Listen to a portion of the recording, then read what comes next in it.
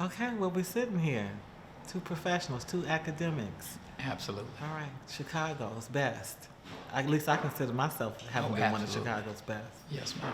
All right, where you want to start? Where you want to begin this conversation? You got a lot going on. Yeah, well, we can begin at the beginning, Hey. as they say. My name is Abdul Muhammad. I am a career educator. My entire adult life has been dedicated to educating black children in the city of Chicago. I've been an educator for 29 years, award-winning. I was awarded the Teacher of the Year award for the city of Chicago. That's not small. It's not small at all. Out of 1,100 applicants, I was one of the winners. I also have been featured in Who's Who Among American High School Teachers for consecutive years. Okay. Nominated twice for the Golden Apple in 2004 and 2007. That's not small either. Right. And I did it twice. So these are some of the accolades and awards that I've received. Of course, recognized by City Hall here in Chicago when I won the Teacher of the Year award. So I'm a career educator. My entire adult life has been educating black children in Chicago. And, this is my passion. This is what I do.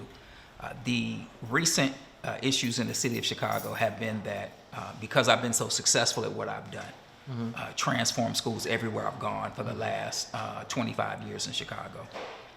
Took failing schools and turned them all the way around. Took schools where there were fights every day, minimized the fights completely. We're talking about Chicago, right?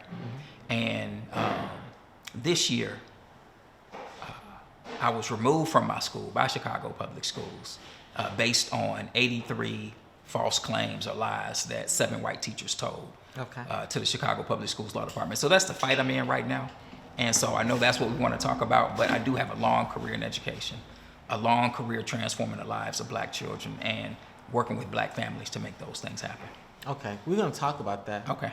But when you get accolades and folks want you for Golden Apple and you win Teacher of the Year, there are methods Absolutely. attached to that. Absolutely. And there's a philosophy that you have as an educator that has made you more impactful than somebody else because you got 29 years, right? Yes, ma'am. Somebody else has 29 years and they've never gotten that. Right. Okay, and couldn't get it if they wanted to. Right. What exactly is your mission? What is your philosophy? What are you doing? So the root of everything I do is rooted in love. So one of the reasons I'm so successful is because I love the children who I'm dealing with on an everyday basis because these are my people. Okay. So that is the motivating factor behind everything I do. Well, when you love somebody, then you're going to go above and beyond to give that person or that group of people what they need. You're going to pull out all the stops. You're going to do everything.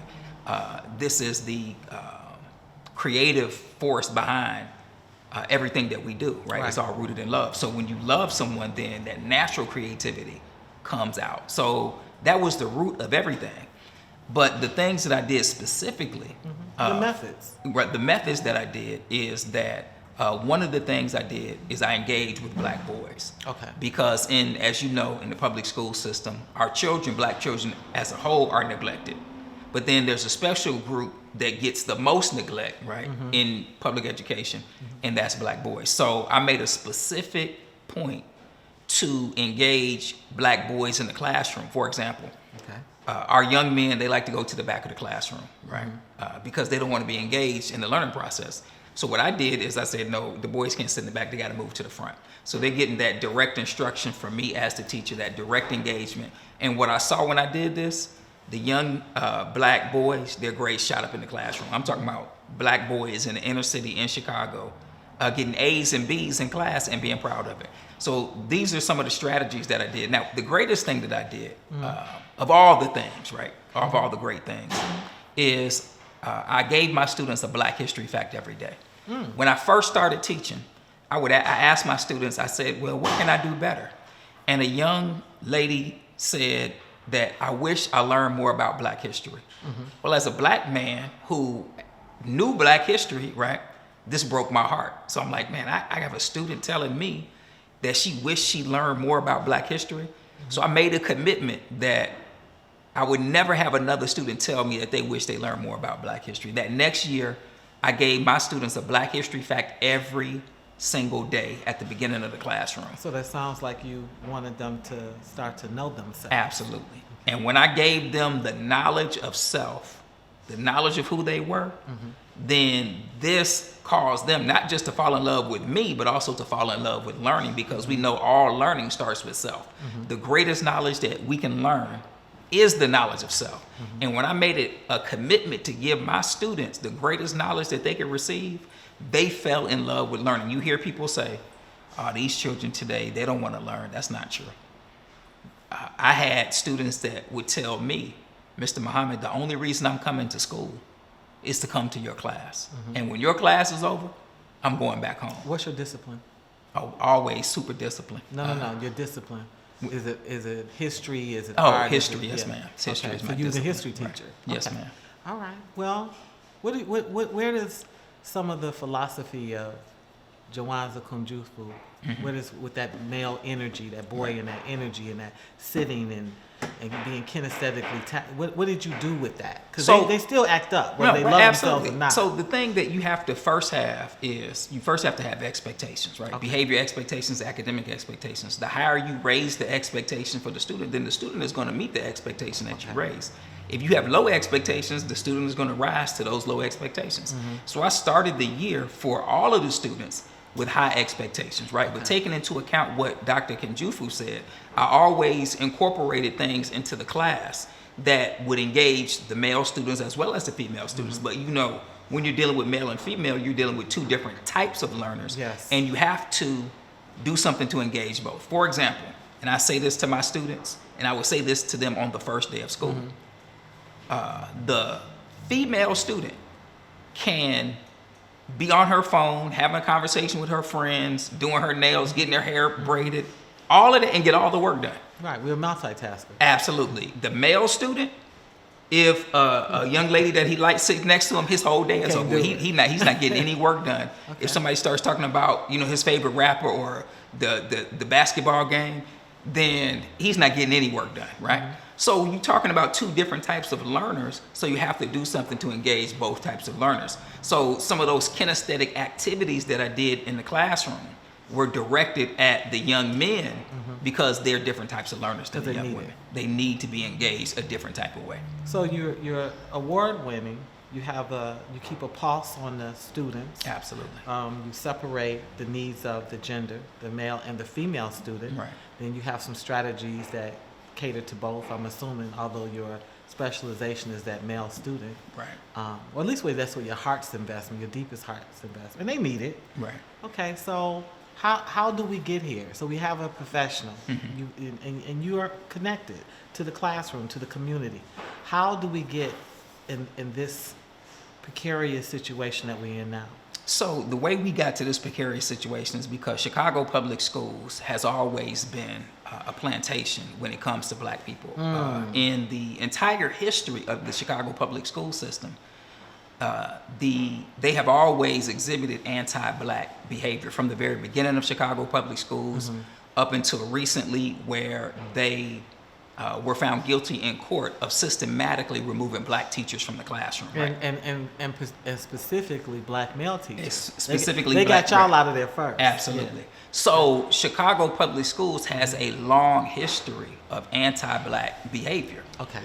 So this is documented. If you go on their website, it's even on their website, right? So now the latest move by Chicago Public Schools is to remove the latest anti-black move by Chicago Public Schools is to remove effective black principals from schools over black children. Why? So, because it's a few reasons why, but the greatest asset that we have as a community is the minds of our children. That is the greatest resource that we have. It's not real estate, it's not money, it's not businesses, it's the minds of the future, because everything that we build of real estate, of businesses, of houses, of all of that, if we don't teach our children and cultivate those same things in them that was in us, then everything we build will be lost in a generation. And a lot of it has been. And a lot of it has been, because we've given access to the greatest resource to people who don't even care about our communities.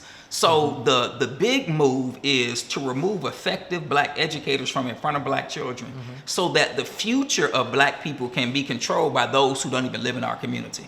The Honorable Minister Louis Farrakhan said this to me one day when I was sitting with him. He said, "Brother, we're a colony. they want to control the colony from the outside with those on the inside who they can control.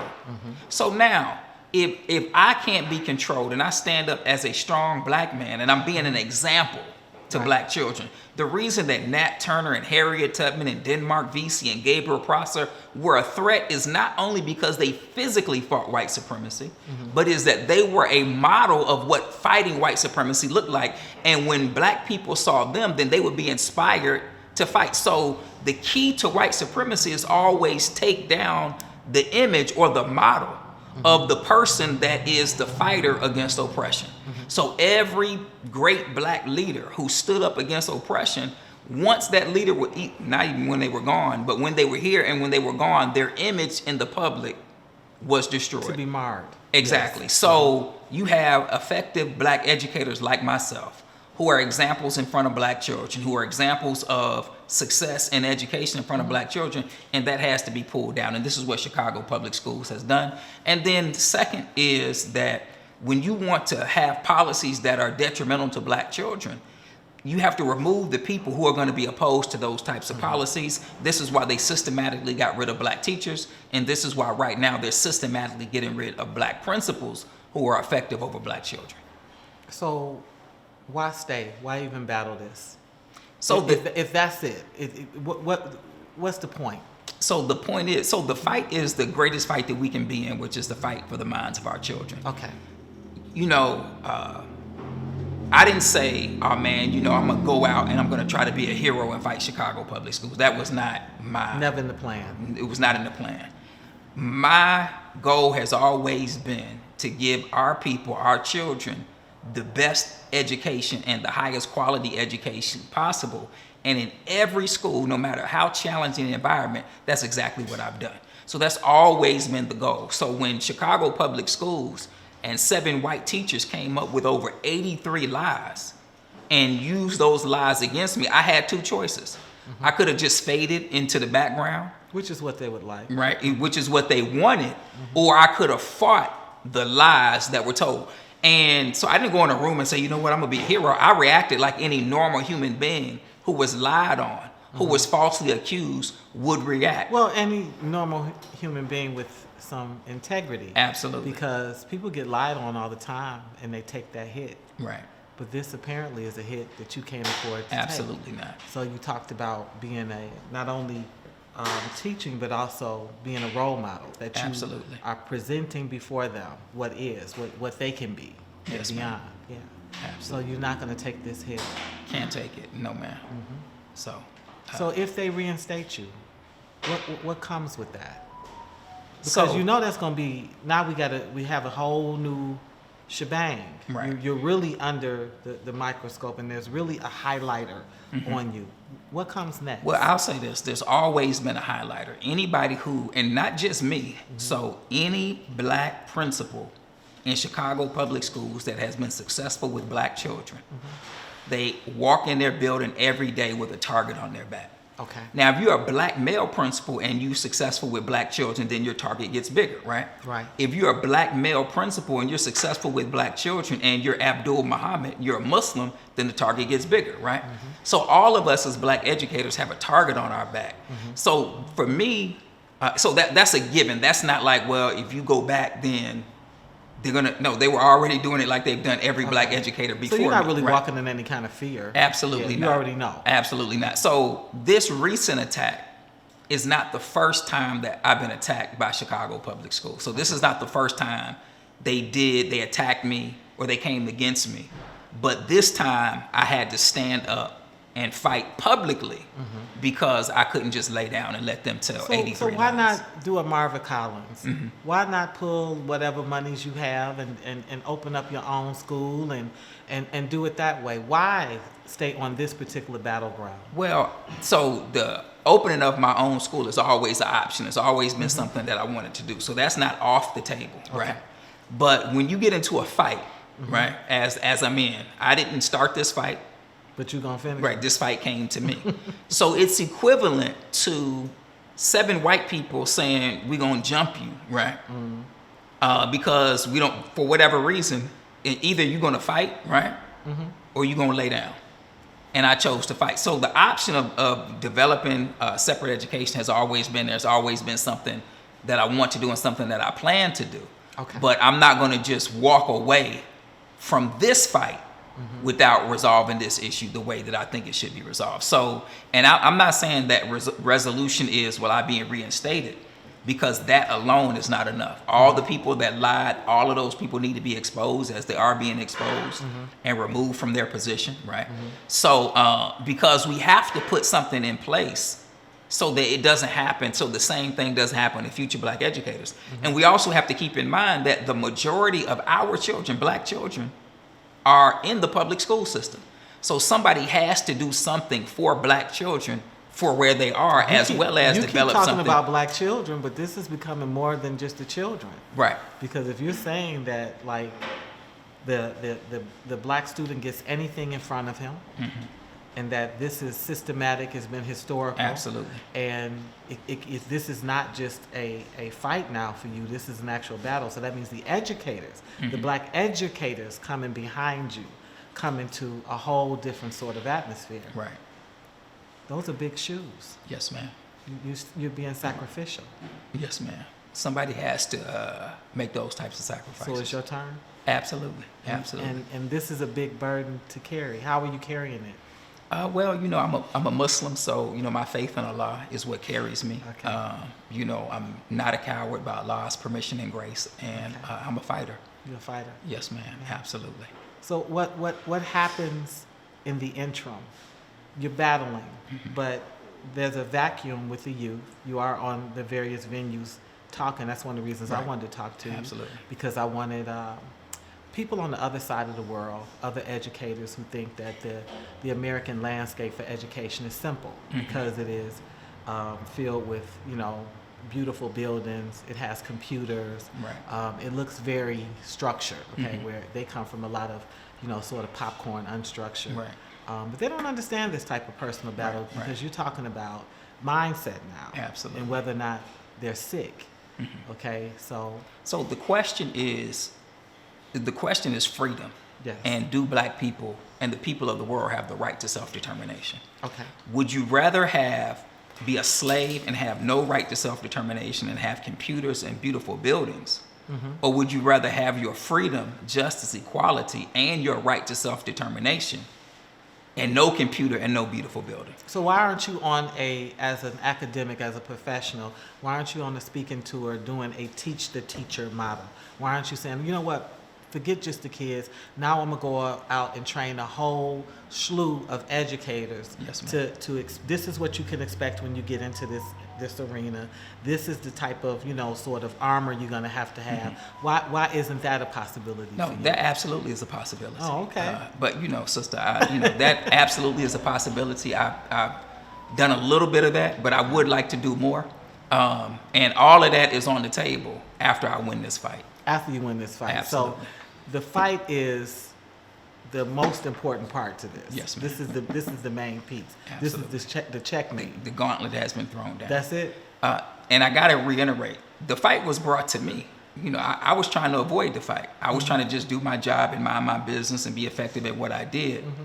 And the Chicago public school officials, as well as 7 white teachers who lied to them, they're the ones that brought the fight to me. So, well, you sound like you're not surprised. I mean, you're saying that you were having smaller battles all along. Right. Okay, so yeah, they brought the war to you. Right. But you was already having the little battles. So you sound like you're not surprised. Not at all. But why, if you so effective in the classroom, and particularly with the black male, who has gotten to a place where, even black female teachers struggle to control him, that we have just a whole bunch of, supposedly autism, and they all have case management, and they're all special education. They're all special education. They're all revolving in and out of the penal system. So many of them are grandma babies. They're not even being raised by not only dad, but sometimes not even mom. Why single you out if you're effective? Because that's what people are going to hear. They're going to say, this man is amazing. Why would 7 white teachers decide, yeah, let's go after him? So one of the reasons that the 7 white teachers decided to go after me is because I was holding them accountable. When I came to now this, you're getting to it. So now when I came to this, I was the new principal at Lindblom High School in Chicago, which is one of the top rated schools in Chicago. The officials in Chicago public schools did not want me to be the principal because in these, it's called a selective enrollment school. And in the selective enrollment schools, the Chicago public school officials like to pick and choose who would be the principal in the top rated schools in Chicago. If I was in a neighborhood school, then it wouldn't be as big of a concern. But when I got selected to be the principal of Lindblom, that is why the Chicago public school officials got upset. Lindblom has a history. Right, absolutely. Lindblom is is ranked number 8 in the city of Chicago and number 22 in the state. Right. So the teachers, on the other hand, they got involved with this because I was holding them accountable. My first day at Lindblom, there were 13 people working. My first day was July 7th, 2022. There were 13 people working with no students in the building on my first day. Wow. So we know that's a violation of Chicago Public Schools policy. So I'm brand new. So I send an email and I try to find out, well, what are all of these people doing here, right? There's no students here. The building is under construction. You have 13 people working. They're getting paid to do nothing. So when I sent that email, I didn't realize that this was raising a red flag. I was just doing my job. So that was my first day, July 7th, 2022. Later that year, I find out that there were 3 white teachers at the school that had thousands of dollars of black folks' money in their personal bank accounts. One was Christina Davis, who was the white athletic director, and who told a parent that she is the leader of the opposition against the principal. Now, I need all of your viewers to understand this dynamic. Lindblom is a black school in Chicago. It's 75% black. It's located in Inglewood, in Chicago, where Chief Keef and Lil Durk and King Von are all from, where we're at right now. So Lindblom is in a black neighborhood. It's a black school, and I was elected by a black LSC to lead the school. The white teachers, now also Lindblom hasn't had a black principal since the school reopened in 2005. That's a long time. So they haven't had a black principal since 2005 when the school reopened. And they've only had 2 black male principals in the 100-year history of the school. And they've never had a Muslim principal, right? So now all of these are factors. So as I'm going through the year, I find out that these teachers, these 3 white teachers, have thousands of dollars of black people's money in their personal bank account. The athletic director, Christina Davis, was selling tickets to football games and not turning in the money. When I found out it was the homecoming game, there was no homecoming report. A friend of mine who I hired, he's a retired athletic director, I hired him just so I wouldn't make any mistakes in athletics to, make sure I'm paying attention to everything. Check these books. Check everything. He says, Mr. Muhammad, did you receive the financial report from the homecoming game? I immediately emailed the clerk and asked her for the financial report. A few days later, the clerk and the athletic director, Miss Davis, the clerk's name is LaConda McDaniel, they just made up a report, right? I didn't have any evidence. I didn't have anything to go off of. I just had to accept what they said was factual, right? So then so I noticed that the homecoming game was the 5th game of the season. So I said to myself, where's the money from the other games?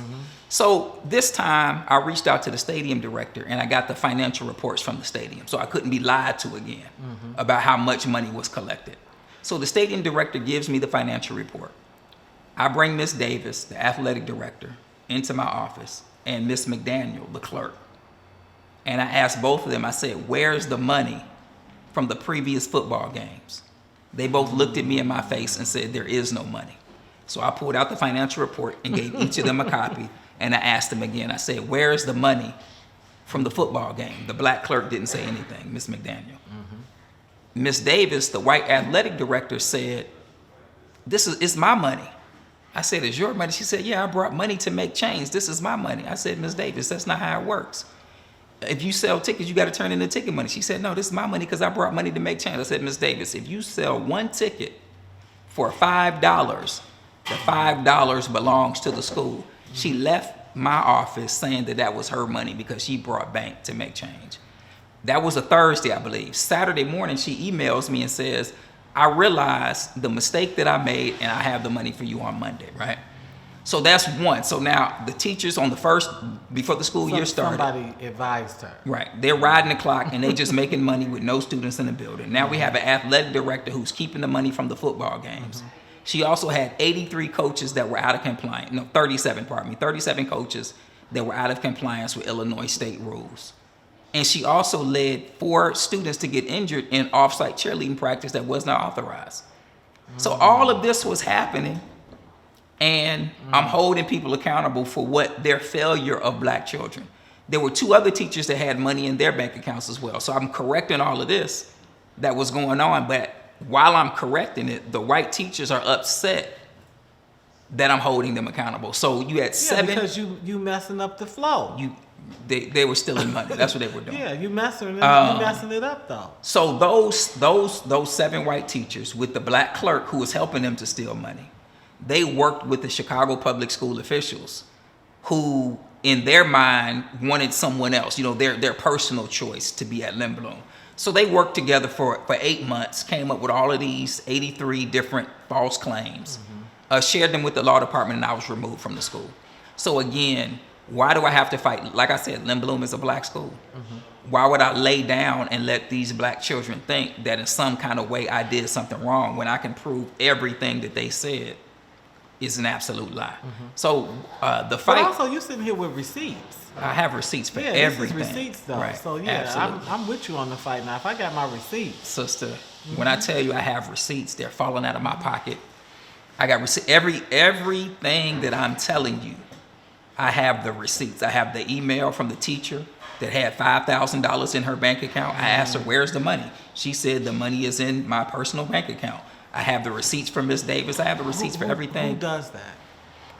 Who does personal bank accounts? Right. So what happens is when there's no oversight, people just do what they want to do. Right. And see, if that was a black school and it was black teachers that had money, then all of them would be fired. We wouldn't even be having this conversation because Chicago public schools officials would applaud me for keeping black teachers and black people in line. But when white teachers and white people fail to follow policy, then what they're doing right now is trying to cover all of this up. And I'm just like, this is just the tip of the iceberg. Like I said, they told over 83 lies to the Chicago Public Schools Law Department, and I have documentation for every last one of them. What does the law department say to you? Because I don't always see. When I was a public school teacher, and I taught for Chicago public schools, does the law department show you? Absolutely not. The law department. So the law department is like a prosecutor, right? So they're looking for information to say that you're guilty. Right. They're not like. I was under the false impression that they actually cared about truth, right? But they're really only looking for information to say that you're guilty. So when I came in for my interview, so they just work for the board. They work for the board, but there's no due process. So when I came in for my interview, they're asking me all of these questions, right? I answer all of the questions to the best of my ability because they're asking stuff for a range of questions. Did you have an attorney with you? I did. I had 2 attorneys with me, right? Cool. But what they do is they cherry pick to say, well, he did this, he did that. And so the unique situation with me is I was able to get my investigative report because we sued to get it, right? Or we threatened to sue a defamation lawsuit, so they released the report. And when I went through the report, that is when I realized that these were all lies. These were all false statements, right? And when I had that report, I pulled all the documentation to prove that everything that they were saying was false. So for each one of these claims, I have the documents to prove that this is false. What's the team behind you? Because this one is big. You got absolutely. They're lawyers. You said you had 2 lawyers. So I had 2 lawyers with me there. I'm working. So my personal attorney, brother Saad Aleem Muhammad, is my personal attorney, as well as I'm a member of Chicago Principals Association. They have a team of attorneys. Okay. And I also reached out to Attorney Crump. And so Attorney Crump is on our team as well. And he was here July 6th for the press conference. Okay, so you kind of muscled up. You ready? Yeah. You ready for the battle? We ready for the fight, absolutely. So this is the fight, and the fight is for the minds of our children. So absolutely. the minds of our children, and integrity, and a safe space for Black professional educators to teach. Absolutely. And not be harassed by racist white people. And be administrators. Absolutely. To whoever is in this building. Right. Whether they Black, white, Asian, Absolutely. Latino. Yeah. Because you're getting this from the whites. What do the Black teachers say? Have you had Black teachers say, this is ludicrous? Because sometimes I've had a Black teacher call me and say that this is ludicrous, right? Okay. I've even had white people. I had a white teacher reach out to me. Well, this was when I was still at Limblom. And the teacher was like, Mr. Muhammad, I've never seen them act like this before. Talking about his fellow teachers. Mm-hmm. I've never seen them act like this before. So the thing about white people, right? When Black people got lynched, all the white people didn't participate in the lynching, but they didn't say anything about it. They just stood by and allowed it to happen. Mm-hmm. So it's that same dynamic where white people don't want to offend one another. Mm-hmm. So they know it's wrong, but they're not going to say anything. And then in that same, we use that same example. The reason that they publicly lynched Black people was to put fear in the other Black people. Mm-hmm. So the other Black people wouldn't say anything for fear that the same thing would happen to them. So you have all of those dynamics, right? Mm-hmm. Now, does that mean every Black person never said anything about being lynched? Absolutely not, because we have the records that some did. Mm-hmm. But most of them remain silent, and you have that same dynamic right now.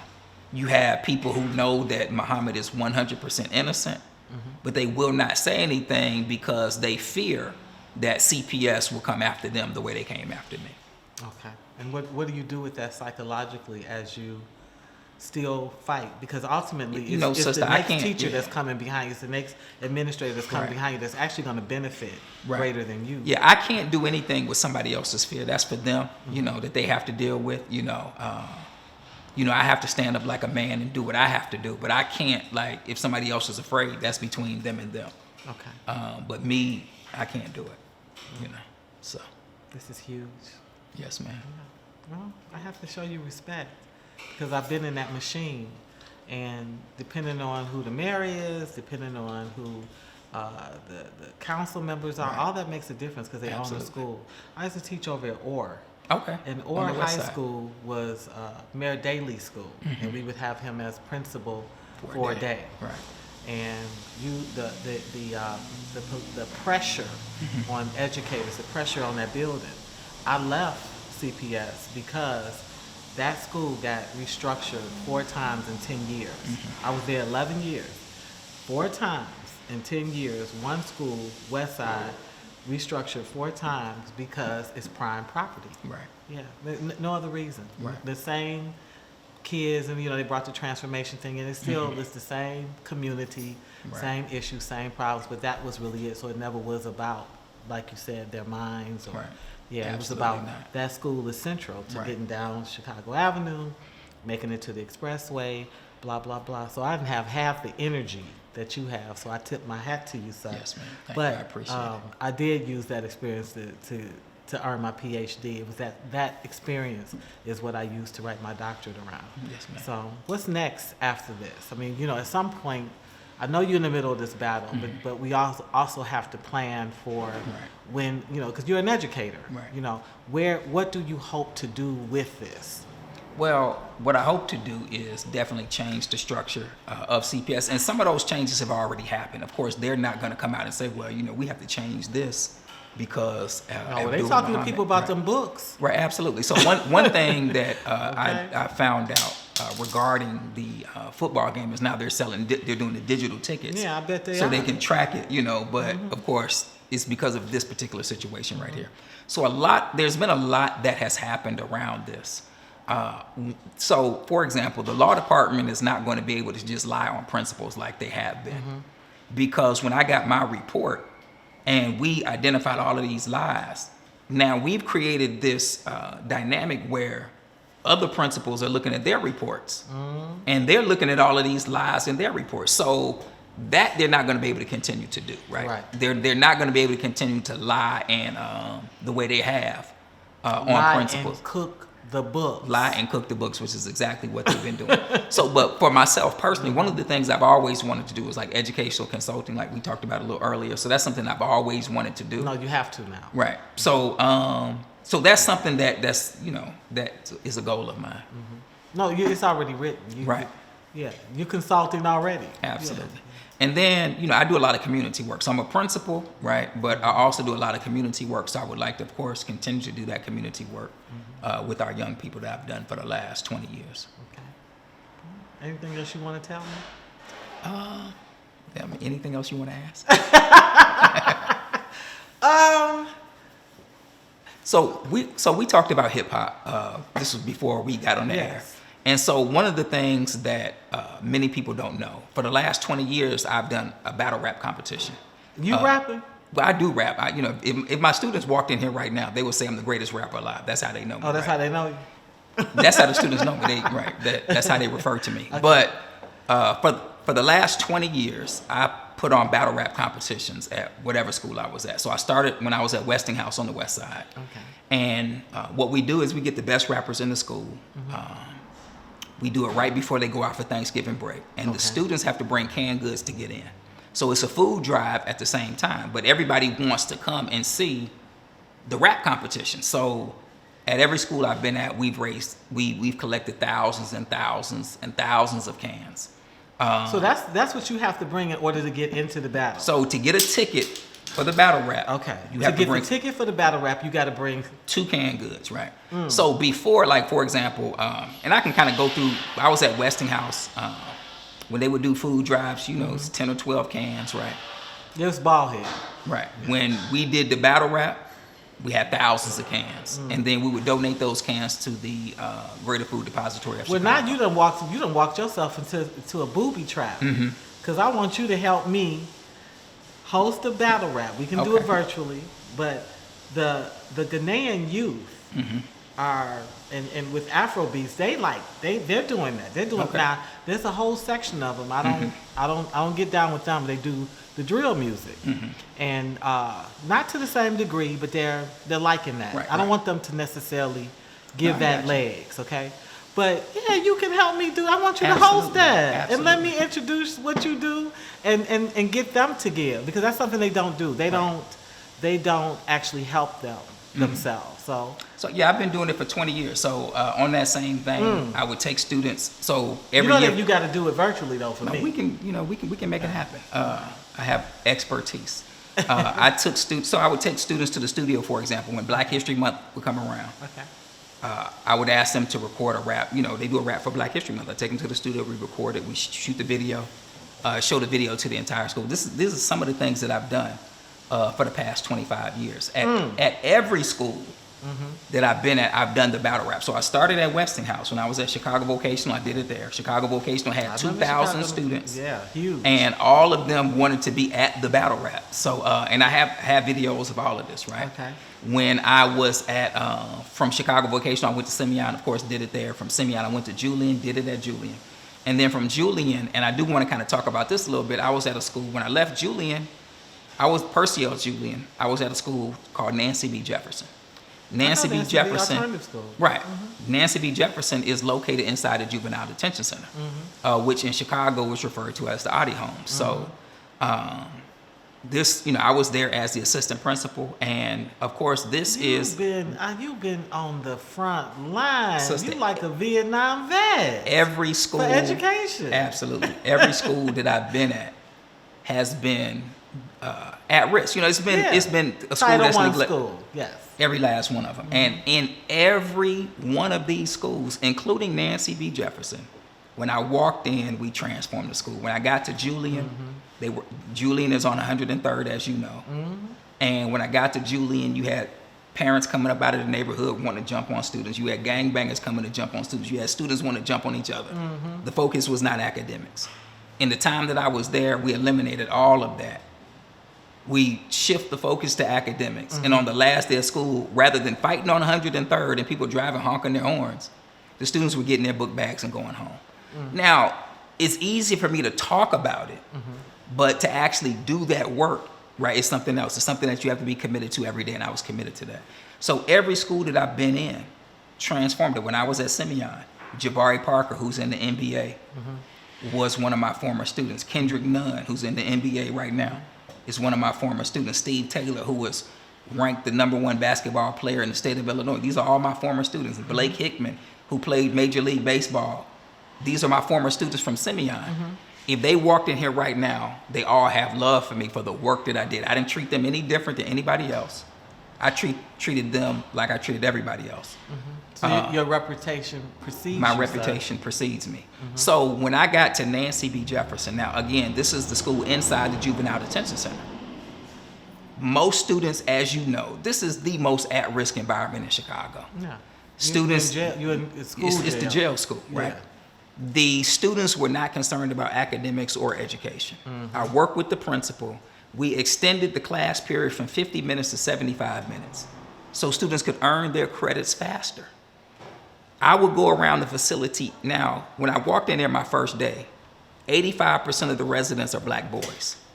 So we talked about how I was able to build relationships with black boys. So now I'm at the Juvenile Detention Center, 85% black boys, 14% Hispanic. We had one young white boy in the entire facility. He loved me just like all the rest of them, right? I engaged with those young people. The same stuff that I did in every other school, I did with them. We changed the environment so much that the residents were talking about graduation. In the jail school. I walked into a classroom one day, and all these brothers were talking about, man, Muhammad, I can't wait to graduate. I can't wait to graduate. Because this is the spirit that we built in the jail school.